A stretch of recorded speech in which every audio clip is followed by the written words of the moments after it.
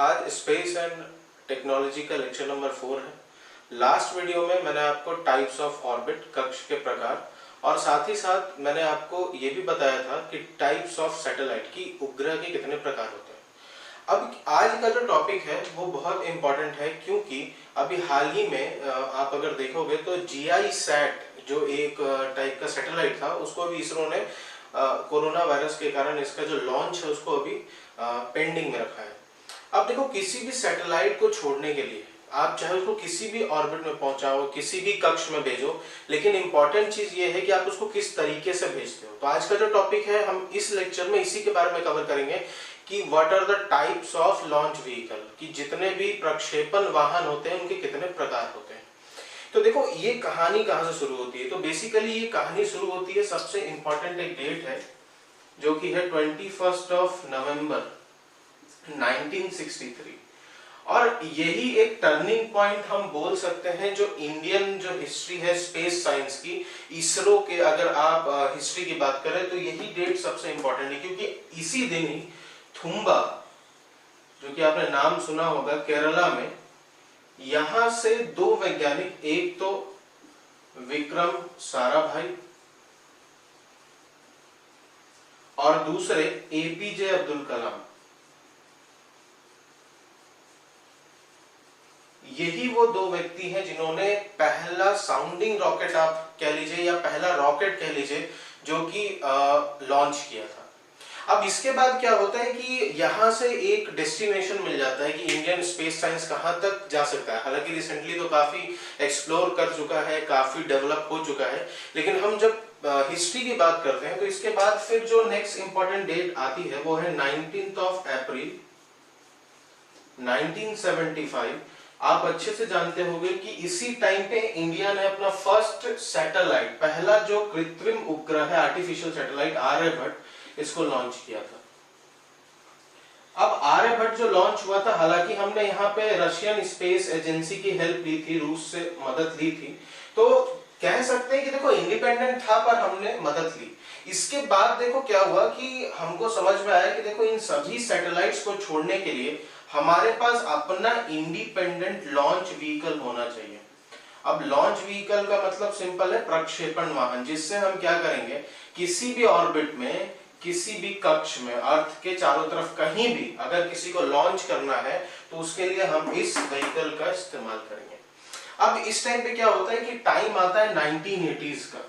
1980s के time पे इसरो ने एक बड़ा ही इंपॉर्टेंट कह लीजिए आपके मिशन जो है उसको स्टार्ट किया, जहां पे इन्होंने SLV-3, जिसको हम बोलते हैं, SLV का फुल फॉर्म होता है सैटेलाइट लॉन्च व्हीकल।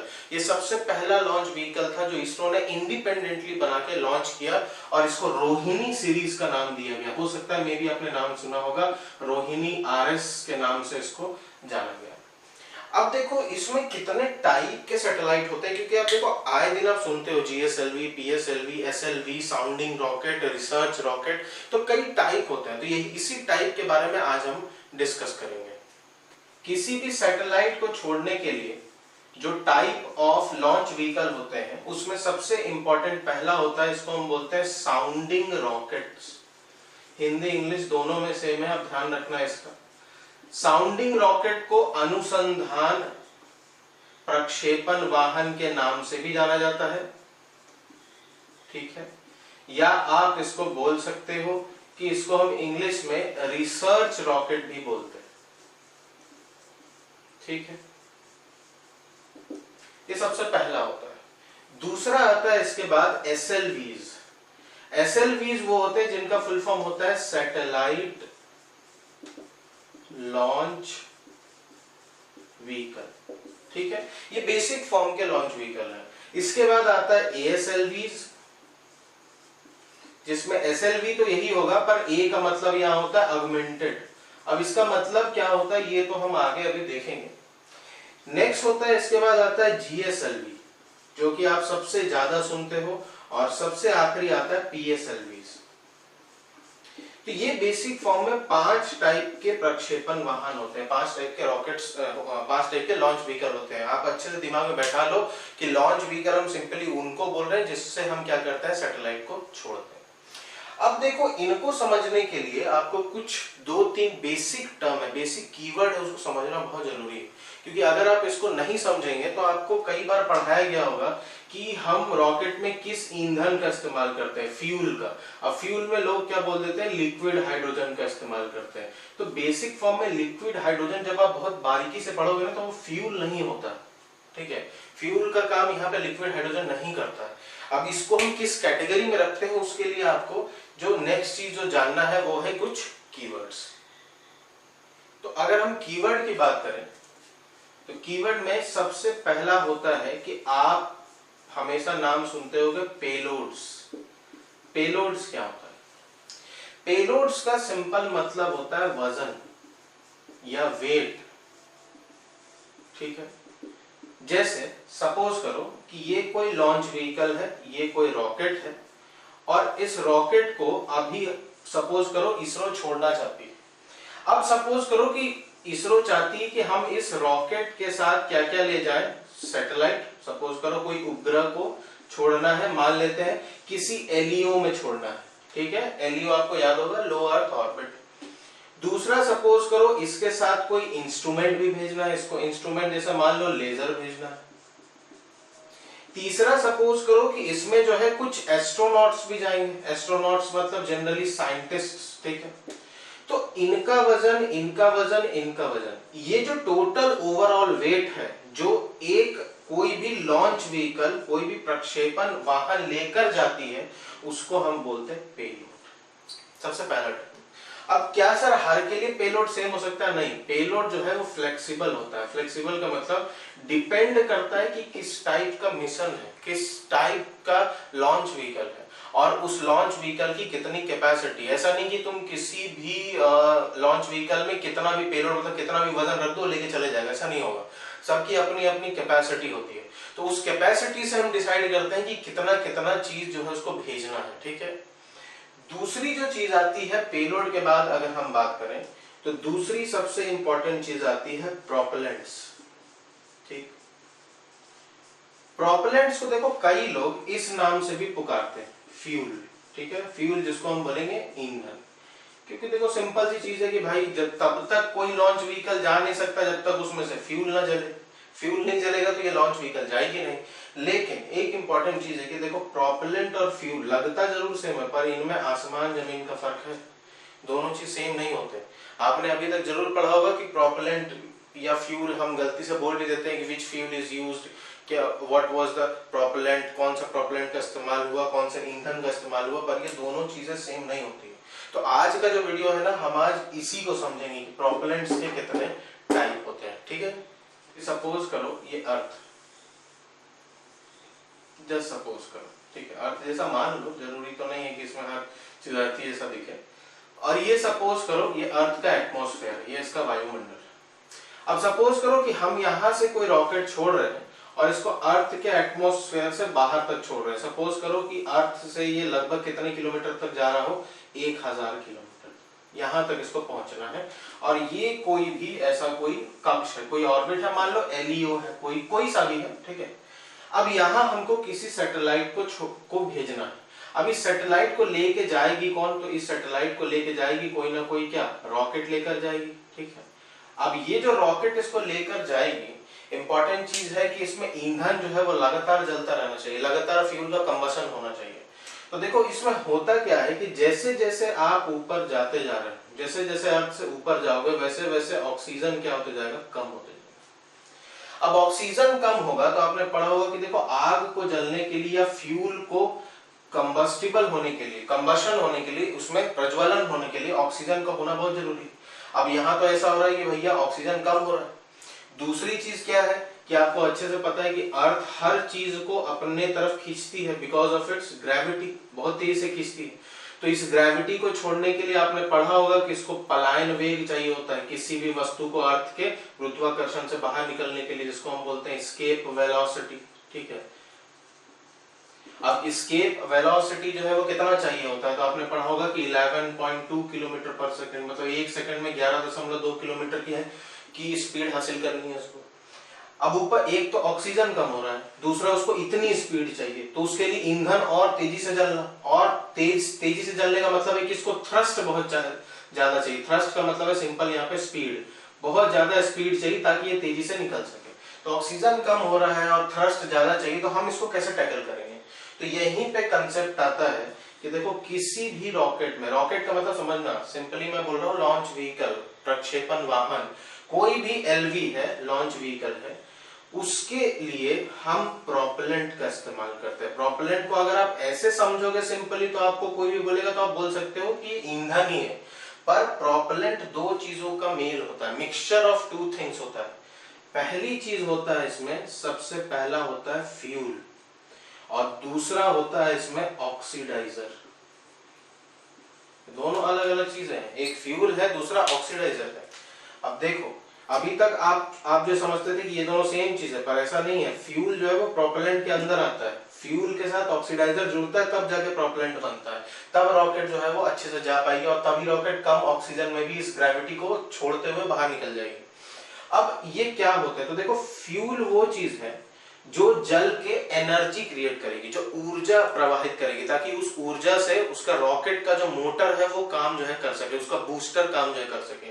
लेकिन ऑक्सीडाइजर वो चीज होता है जो कम ऑक्सीजन में भी, जैसे जैसे ऊपर जा रहे हो वैसे वैसे ऑक्सीजन क्या हो रही, कम हो रही, तो कम ऑक्सीजन में भी उसको लगातार ऑक्सीजन का सप्लाई देते रहे, किसको, फ्यूल को, ताकि वो आसानी से क्या हो सके, जल सके। ठीक है, जैसे सपोज करो अर्थ का एटमॉस्फेयर यहाँ है, जैसे जैसे ऊपर जा रहे हो क्या हो रहा है, ऑक्सीजन कम, लेकिन इसको तो जलना है ना भाई, इसमें जो फ्यूल है उसको तो किसी भी तरीके से प्रज्वलन करना है, तो उसके लिए क्या होता है कि ऑक्सीडाइजर उसको लगातार, बाहर में ऑक्सीजन कम हो रहा नहीं हो रहा उससे कोई मतलब नहीं है, उसके इंजन में इतना ज्यादा ऑक्सीडाइजर होगा कि उस फ्यूल को जलते हुए वो कहां लेके चले जाएगा, स्पेस में लेके चले जाएगा, अर्थ की ग्रेविटी से बाहर लेके चले जाएगा। अब यहीं पे ये जो प्रोपेलेंट होते हैं, वो प्रोपेलेंट होते हैं दो टाइप के, एक होता है सॉलिड प्रोपेलेंट, ठीक है, ठोस प्रोपेलेंट, और दूसरा होता है लिक्विड प्रोपेलेंट, ठीक है, तरल प्रोपेलेंट। अब देखो यहाँ पे क्या है कि नाम से तो क्लियर है कि भैया सॉलिड होगा, लिक्विड होगा, मतलब स्टेट की बात कर रहे हैं। स्टेट का मतलब है कि अवस्था कैसी है, तो ये ठोस अवस्था में होगी और ये तरल अवस्था में होगी। यहाँ तक क्लियर है? अब देखो इसके बाद हम इन्हीं दोनों के बारे में बात जो है करते हैं कि इसके कितने टाइप होते हैं और क्या क्या फ्यूल और क्या क्या ऑक्सीडाइजर होता है। देखो इसको समझने के लिए आपको कुछ नाम है, कुछ रसायन के, कुछ केमिकल के नेम है, वो आपको बड़ा जरूरी है याद रखना, जो कि आप इंपॉर्टेंट तरीके से याद रखेंगे तो काफी आसान हो जाएगा ये टॉपिक समझना आपके लिए। तो अब बात करते हैं कि सॉलिड फ्यूल और जो लिक्विड फ्यूल है इसमें कितने टाइप के ऑक्सीडाइजर है और कौन कौन से फ्यूल का इस्तेमाल होता है।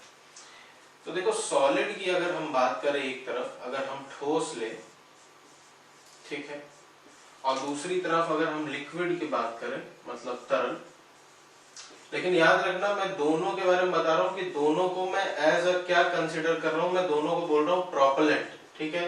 अब प्रोपेलेंट किन किन चीजों से मिलके बनता है, तो पहली चीज इसमें क्या होता है, फ्यूल, जिसको हम हिंदी में बोलते हैं ईंधन, ठीक, और दूसरी चीज इसमें साथ में प्रोपेलेंट को बनाने के लिए क्या चाहिए होता है, ऑक्सीडाइजर। और मैंने अभी बताया कि ऑक्सीडाइजर वो चीज होगा जो क्या करेगा, इसको कम ऑक्सीजन में बर्न करने में, किसको, फ्यूल को जलने में मदद करेगी। तो देखो अगर हम फ्यूल की बात करें तो ठोस जितने भी प्रोपेलेंट होते हैं ना, उसमें जनरली या तो इस्तेमाल होता है एस्फाल्ट का, आपने एस्फाल्ट सुना होगा नाम, या रेजिन, रेजिन जो होता है वो गोंद जैसा ही पदार्थ होता है, या जनरली किसी टाइप का ऑयल का इस्तेमाल होगा। ऑयल कोई नॉर्मल कुकिंग ऑयल नहीं, जिससे एनर्जी क्रिएट होगी, उस टाइप के ऑयल का इस्तेमाल होगा। जबकि अगर हम लिक्विड की बात करें तो लिक्विड में हम इस्तेमाल कर सकते हैं अल्कोहल, ठीक है, दूसरा हम इस्तेमाल करते हैं एनिलीन, ये आपको याद रखना है, बड़ा इंपॉर्टेंट है ये, और तीसरा स्टैंडर्ड पेट्रोलियम का इस्तेमाल होता है। स्टैंडर्ड हम बात करें तो ये नॉर्मल पेट्रोल नहीं रहता है, ठीक है, ये ठोस फॉर्म में होंगे इसलिए ठोस बोला है, और ये लिक्विड फॉर्म में होंगे इसलिए लिक्विड बोला है। अब दोनों को जलाने के लिए, ताकि, क्योंकि देखो जब जाएगा कोई भी रॉकेट ऊपर तो दोनों में ऑक्सीजन की कमी तो है, अब ऑक्सीजन को पूरा कैसे करेंगे, ऑक्सीडाइजर की मदद से। तो देखो इसमें ऑक्सीडाइजर जो होता है, इसमें जैसे कि अगर हम बात करें तो इसमें होता है अमोनियम परक्लोरेट,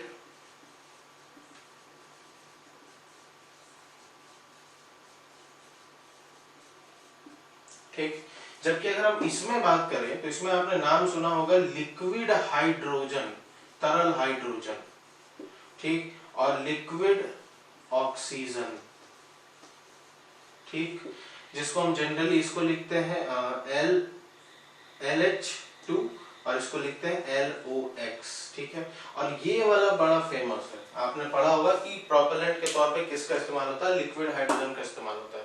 अब ऐसा करते क्यों है, इसको लिक्विड में ही क्यों इस्तेमाल करते हैं, तरल क्यों इस्तेमाल करते हैं, तो ये तो मैं अभी आपको आगे बताता हूँ। ये कुछ नाम है ऑक्सीडाइजर के और ये कुछ नाम है इधर के ऑक्सीडाइजर के।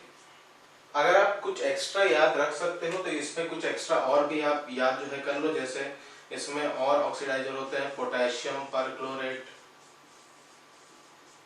ठीक। इधर आप जो है यहाँ पे इस्तेमाल कर सकते हो नाइट्रिक एसिड का, नाइट्रिक अम्ल का, ठीक। तो ये बड़ा बहुत इंपॉर्टेंट एग्जांपल है कि आप इनको जोड़ोगे साथ में इनमें से कोई एक ऑक्सीडाइजर लोगे तब जाके ठोस प्रोपेलेंट बनेगा, जबकि इनमें से किसी एक के साथ किसी एक ऑक्सीडाइजर को लोगे तब जाके लिक्विड प्रोपेलेंट बनेगा। अब हम बात करेंगे ठोस और लिक्विड जो प्रोपेलेंट होते हैं इसमें क्या खास बात है और क्या इसमें दिक्कतें हैं। देखो इंपॉर्टेंट चीज ये है कि हम इसको यूज किस तरीके के लिए कर रहे हैं। अगर देखो अगर हम बात करें तो जनरल फॉर्म में देखो ये कैसे वर्क जो है करती है। तो देखो ये नॉर्मली आप जो देखते हो कि सपोज करो ये कोई रॉकेट है या जस्ट सपोज करो ये कोई लॉन्च व्हीकल है। इसमें इस टाइप से नोजल होता है जहां से ईंधन जल के और ये जो है बाहर की तरफ थ्रस्ट छोड़ती है, ठीक है। ये सपोज करो तब जाके ज्यादा थोड़ा समझ में आएगा। ये जो है ऐसा कुछ, ठीक है। जब ये जलना शुरू करती है तो देखो इसमें जो होता है ना ये कंबशन चैम्बर होता है। कंबशन चैम्बर मतलब वो भाग जहां पे प्रज्वलन, ईंधन का प्रज्वलन, कंबशन ऑफ फ्यूल चालू होता है। अब देखो यहाँ पे ही मिक्सचर होता है दो चीजों का। एक चीज तो यहाँ क्या रहेगी, फ्यूल रहेगा जो हम इन सब चीजों में देख रहे हैं, और दूसरी चीज क्या रहेगी, ऑक्सीडाइजर। अब इनमें क्या होता है कि एक इग्नाइटर भी लगा होता है। इग्नाइटर का काम क्या होगा, तो देखो बेटा जब तक गैस में तुम अगर लाइटर नहीं जलाओगे तब तक गैस जलेगी नहीं। वही चीज यहाँ है कि इस मिक्सचर को जलाने के लिए हमको कोई ना कोई स्पार्क चाहिए। उस स्पार्क का काम करता है यहाँ इग्नाइटर। इग्नाइट का मतलब ये होता है जलाना, ठीक है। तो इग्नाइटर क्या करता है कि तुरंत स्पार्क देता है और ये जो मिक्सचर है फ्यूल और ऑक्सीडाइजर का ये जलना चालू होता है। जब जलना चालू होता है तो यहाँ से एनर्जी निकलती है और फिर यहाँ से पूरे तरीके से थ्रस्ट छोड़ती है। थ्रस्ट का मतलब है बहुत तेजी से एनर्जी निकलेगी और ये रॉकेट कहाँ जाएगा, ऊपर की तरफ।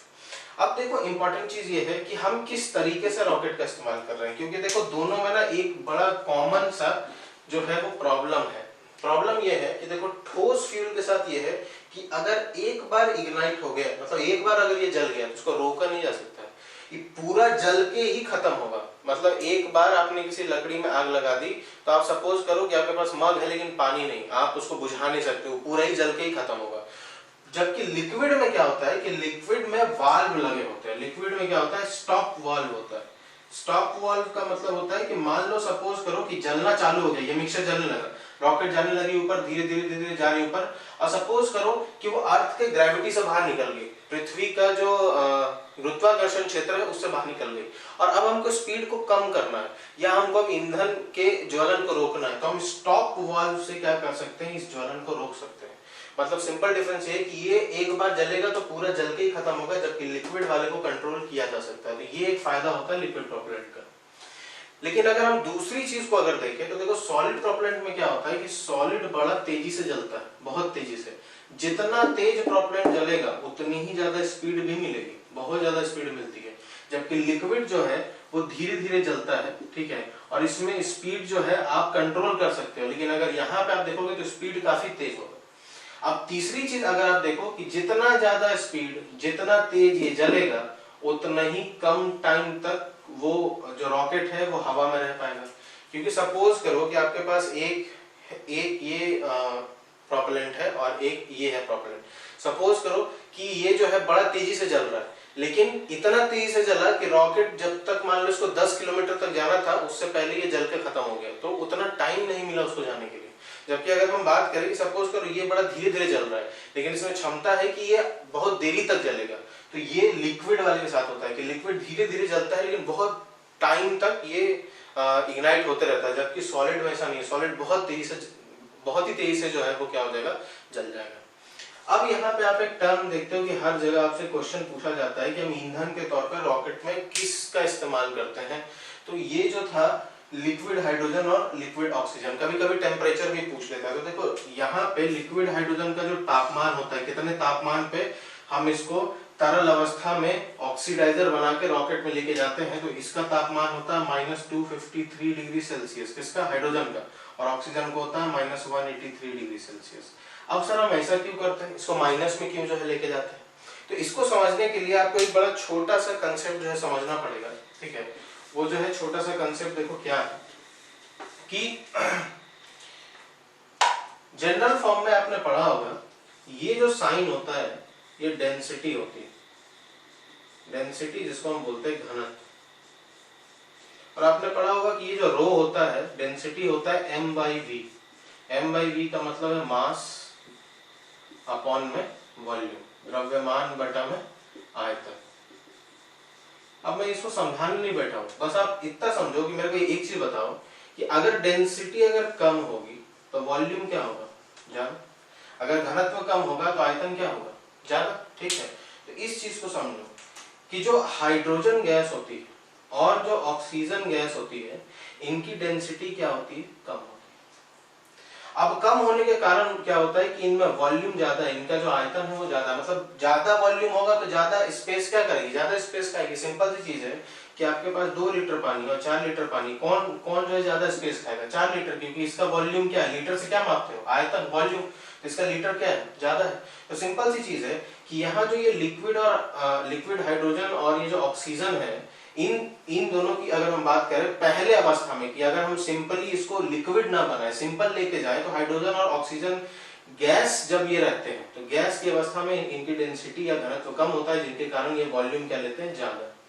अब देखो ऐसा तो है नहीं कि रॉकेट हम अगर हम लेके जा रहे हैं तो अपने मन से कितना भी बड़ा कंबशन टैंक बना ले कि एकदम खाली ईंधन ही लेके जा रहे हैं, रॉकेट की भी कुछ कैपेसिटी है। तो अब क्या होता है कि हम चाहते हैं कि देखो ईंधन का टैंक इसका, सपोज करो ये रॉकेट है और रॉकेट के ईंधन का टैंक हम चाहते हैं कि भैया इसका तो टैंक इतना ही है, लेकिन हमको इतना लेके जाना है कि सपोज करो कि हमको 100 किलोमीटर तक जाना है ऊपर, ठीक है, अर्थ से ऊपर 100 किलोमीटर तक। तो हम चाहते हैं कि ये आसानी से 100 किलोमीटर तक चले जाए। अब इसके लिए हमको क्या जो करना पड़ेगा कि इतने ही स्पेस में, इतने ही जगह में इस ऑक्सीडाइजर को, किसको हाइड्रोजन और ऑक्सीजन को फिट करना पड़ेगा। तो हम क्या करते हैं, तो हम ये करते हैं कि इसकी डेंसिटी को, जो पहले क्या थी, कम थी, घनत्व नॉर्मली कम थी, तो हम इसकी डेंसिटी को बढ़ा देते हैं। अब जैसे हम इसकी डेंसिटी बढ़ा रहे हैं तो इसका वॉल्यूम जो क्या होगा वो घट जाएगा। अब वॉल्यूम अगर घट जाएगा तो सिंपल मतलब है कि अगर आयतन कम हो गया तो स्पेस क्या हो जाएगा, कम लेगा। तो वही चीज जब गैस में थी, जब हाइड्रोजन और ऑक्सीजन जब गैस की अवस्था में थे तो उतना ही सा गैस ज्यादा स्पेस ले रहा था, ठीक।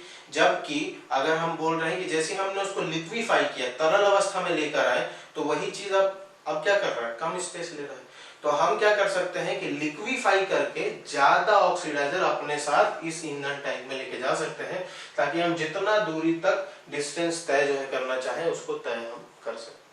तो ये हुआ पहला चीज हम जिसको बोलते हैं पेलोड, और दूसरी चीज हम बात करते हैं किसकी, टाइप्स ऑफ फ्यूल की, कि फ्यूल के कितने टाइप होते हैं। तो होप करता हूँ कि आपको फ्यूल और पेलोड जो है वो अच्छे से समझ में आ गया होगा। नेक्स्ट वीडियो में जब हम मिलेंगे तो नेक्स्ट वीडियो में हम और कुछ टर्म्स की चर्चा करेंगे और बात करेंगे अपने सबसे पहले टाइप ऑफ लॉन्चिंग व्हीकल की, जिसको हम बोलते हैं साउंडिंग रॉकेट्स। तो फिर मिलेंगे नेक्स्ट वीडियो में, और इस वीडियो को ज्यादा से ज्यादा आप कोशिश करिए कि शेयर करिए, लाइक करिए और कमेंट भी करिए।